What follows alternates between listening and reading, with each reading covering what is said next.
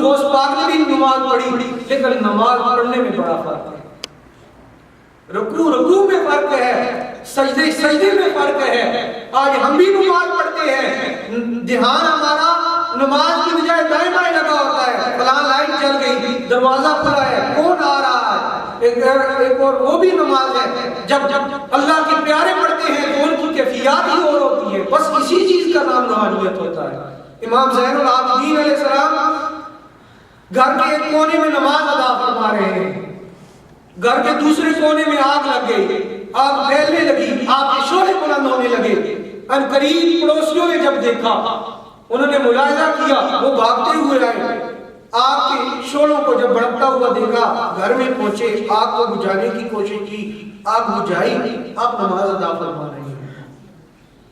جب اسلام پھیرا، نماز ختم کی، دیکھا لوگ جمع ہیں، آپ نے پوچھا کہ کیا ماجرا ہے، کیا معاملہ ہے؟ کہا حضور آپ کو خبر ہی نہیں ہوئی، گھر جل چلا تھا، سارے گھر میں آگ لگ گئی تھی۔ آپ نے فرمایا قسم ہے اس رب ذوالجلال کی جس کے قبضہ قدرت میں میری جان ہے، ہمیں تو خبر بھی نہیں ہے۔ اللہ، اب بتائیں نا، وہ نماز کیسی تھی یا ہماری نماز کیسی ہے؟ کیا برابر ہو سکتی ہیں؟ رکوع میں فرق ہے، سجدے میں فرق ہے۔ دو عالم سے کرتی ہے بیگانہ دل کو، عجب چیز ہے لذت آشنائی۔ سرکار دو عالم علیہ السلام نے ارشاد فرمایا نا کہ جب تم نماز پڑھو تو یہ تصور رکھ کے پڑھو، یہ خیال رکھ کے پڑھو، یہ جان کر پڑھو کہ گویا تم اللہ تبارک و تعالیٰ کو دیکھ رہے ہو، اور اگر تمہارا ایمان اس قدر کامل نہیں ہے تو کم از کم اتنا خیال رکھو کہ وہ تمہیں دیکھ رہا ہے۔ کیا ان دونوں کنڈیشنوں میں جب ہم نماز پڑھ رہے ہوتے ہیں تو کوئی ایسی بات ہوتی ہے؟ جن ہستیوں کی ہوتی ہے پھر ان کا عالم یہ ہوتا ہے کہ وہ رب تعالیٰ کی جلووں میں گم ہو جاتے ہیں۔ اسی چیز کا نام روحانیت ہے، یہی فرق ہے، تصوف ہے، صوفیاء جو ہے ان میں اور عام لوگوں میں یہی فرق ہے کہ ہماری نمازوں میں اور ان کی نمازوں میں بہت زیادہ فرق آ جاتا ہے۔ ان کی سوچیں اللہ تبارک و تعالیٰ کی طرف مگر، اور ہم دنیاوی خیالات میں مگر ہوتے ہیں۔ جو کوئی بھی خیال ہوتا ہے وہ ہمیں نماز میں ہی آتا ہے دنیا کا۔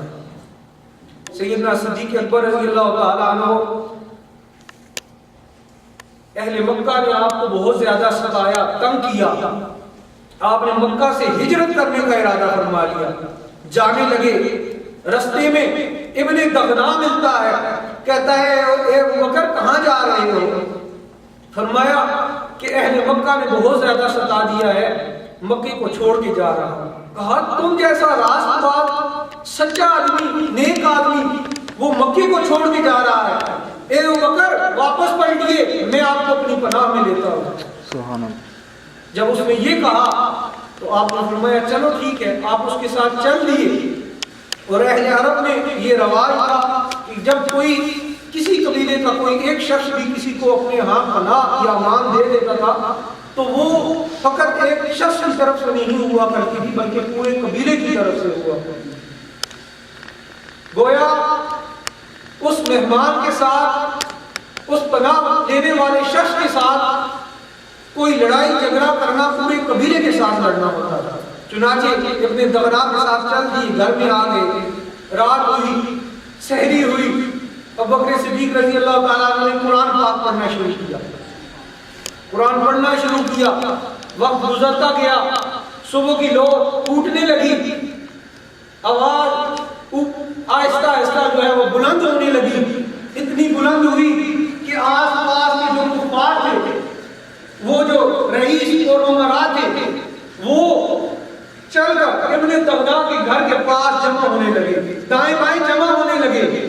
پھر وہی نہیں بلکہ ان کی بیویاں بھی جمع ہونے لگی، ان کے بچے بھی جمع ہونے لگے اور تلاوت سنتے جا رہے ہیں، آواز بلند ہوتی جا رہی ہے، اور صرف سنتے ہی نہیں ہیں بلکہ رو بھی رہے ہیں۔ یہ وہ لوگ ہیں جو قرآن پاک کے انکار کرنے والوں میں سے، رسول اللہ صلی اللہ علیہ وسلم پر کی نبوت اور رسالت کو نہ ماننے والے لوگ، لیکن زبان میں اتنی تاثیر تھی۔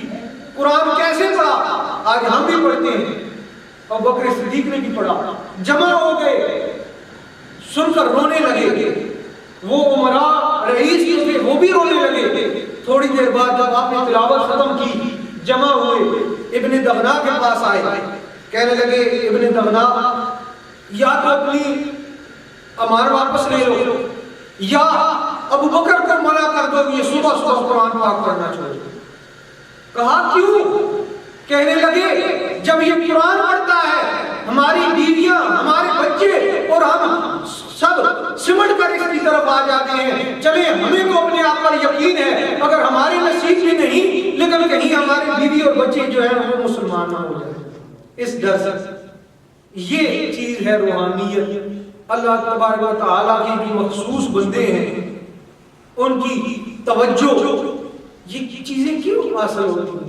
فقط اسی وجہ سے حاصل ہوتی ہیں نا کہ جب کوئی شخص کی توجہ مکمل طور پر اللہ تبارک و تعالیٰ کی طرف لگ جاتی ہے. اور جو اللہ کے نیک بندے ہوتے ہیں پھر ان کی نگاہیں بھی سمجھتی ہیں.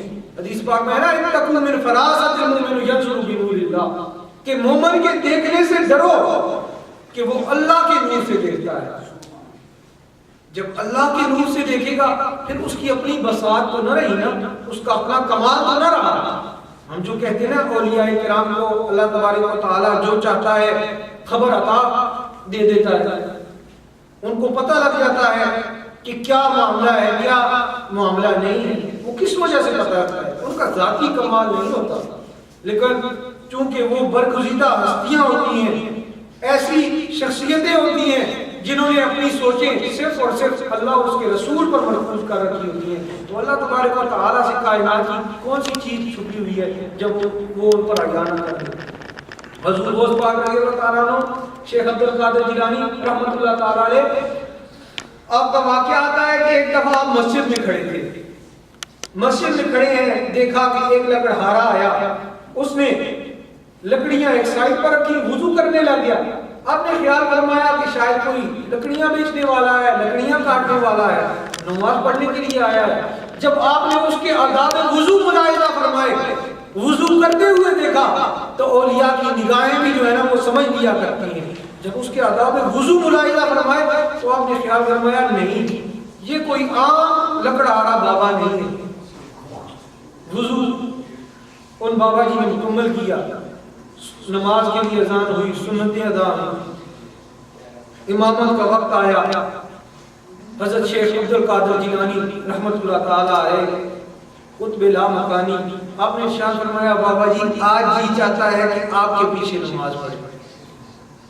جب انہوں نے یہ سنا تو دونوں ہاتھ جوڑے ادب کے ساتھ دست بستہ عرض کی کہ حضور آپ کی موجودگی میں اتنی بے ادبی اور گستاخی جسارت کیسے کر سکتا ہوں کہ میں مصلی امامت پر کھڑا ہوں. کیونکہ انہیں معلوم تھا نا یہ وہ ہستی ہے جس نے بغداد کے منبر پر اعلان کیا تھا قدمی حاضی علی رقبۃ کل ولی اللہ, کہ میرا یہ قدم اللہ تعالیٰ کے حکم سے بسم اللہ میرا یہ قدم روح زمین پر موجود تمام اولیاء کی گردنوں پر ہے. سبحان اللہ. ایسی اللہ تبارک و تعالیٰ نے جو ہے نا طاقت عطا فرمائی. تو کہا میں جماعت کروں, امامت کروں. فرمایا ہمارا جی چاہتا ہے بس. کھڑے ہو گئے, نماز شروع ہو گئی. اب جی بابا جی رکوع کریں تو رکوع ہی رکوع, طویل رکوع, سجدے میں جائیں تو طویل سجدے, اتنے لمبے لمبے سجدے. نماز مکمل ہوئی. یہ ہو نہیں سکتا کہ جس شخص کو اللہ تبارک و تعالیٰ نے اتنی طاقت دی ہو کہ وہ پیران پیر ہو, ولیوں کا سردار ہو, تو وہ اس بات کی خبر نہ رکھتا ہو کہ ان پر کیا کیا کیفیت گزر رہی ہے. جو اس بابا جی کی کیفیت لمحہ لمحہ گزر رہی تھی, آپ اس ہر ایک کیفیت سے واقف تھے. لیکن